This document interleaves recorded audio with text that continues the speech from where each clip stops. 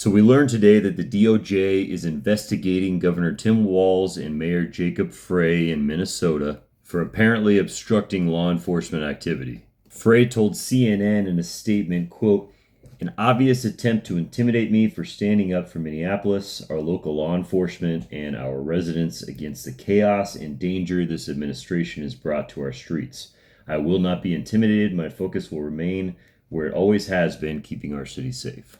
Now, to be clear, Tim Walz and Jacob Frey have taken no action to obstruct anything. Tim Walz said he was thinking about bringing in the National Guard for protection, but he hasn't yet. Everything so far has just been words. Here's Tim Walz when he addressed his state last night. Minnesotans believe in the rule of law, and Minnesotans believe in the dignity of all people. We're a place where there's room for everybody, no matter who you are or who you love or where you came from. A place where we feed our kids, we take care of our neighbors, and we look out for those in the shadows of life. We're an island of decency in a country being driven towards cruelty. We will remain an island of decency, of justice, of community, of peace. And tonight I come before you simply to ask, don't let anyone take that away from us. Thank you, protect each other, and may God bless the people of Minnesota. So of all things, Donald Trump is accusing Tim Walz and Jacob Frey of inciting violence. Need I remind you of this? Because they want to steal the election. Make no mistake, this election was stolen from you, from me, and from the country. And we're going to cheer on our brave senators and congressmen and women. And we're probably not going to be cheering so much for some of them. Because you'll never take back our country with weakness. You have to show strength and you have to be strong. But I said, something's wrong here. Something's really wrong. Can't have happened. And we fight. We fight like hell. And if you don't fight like hell, you're not going to have a country anymore. Now, of course, there's hypocrisy in everything this administration has done so far, and it doesn't seem to matter. And they have the backing of all three branches of government. Now, there have been a plethora of opportunities for Dem leadership to show what it takes to fight an authoritarian takeover.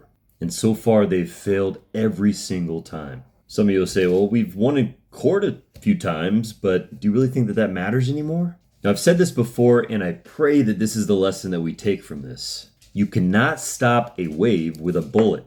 Donald Trump shocks us every damn day, and he's willing to go farther than anybody ever has. And so we need something to smash up against that that's more massive. And no, I'm not talking about violence. However, they are going to be the ones to instigate violence no matter what we do. That's a lesson that we should also take from this. Tim Walz and Jacob Frey have danced around action this whole time out of fear, and yet they're still being investigated. They're going to call you a left-wing terrorist no matter what you do, so do what it takes to win. Donald Trump and Stephen Miller are smashing the beer belly right down our throats with violence and hate. They are not going to stop until they have to. But right now, you leaders might be in a position where this is the last opportunity to do something. If you wait any longer, you'll have nothing left to defend yourself. The Minnesota National Guard is the perfect example. Here in California, Donald Trump was able to take over our National Guard because Newsom was asleep at the wheel. Last month, he had to return control, but he doesn't really have a need for him anymore because he wasn't fully staffed up on his ICE army yet. Tim Walz can bring in a heavy police presence and the National Guard right now and put the pressure right back on Donald Trump. If Trump decided to cross that line, he would face overwhelming opposition. But if he doesn't, Trump just keeps marching forward and then it's on to the next governor. Every blue state governor should be doing a number of things. You should be setting up constitutionally protected safe zones, both state and federal constitution. A heavy National Guard and police presence in areas of heavy ICE activity. You then go to the UN and you give the message to the world and beg for help. Then decouple your state from the federal government. Run all of your federal taxes through state administration and withhold from the feds if they don't send in all appropriated money, or if they're using our tax money for nefarious purposes like kidnapping and killing people.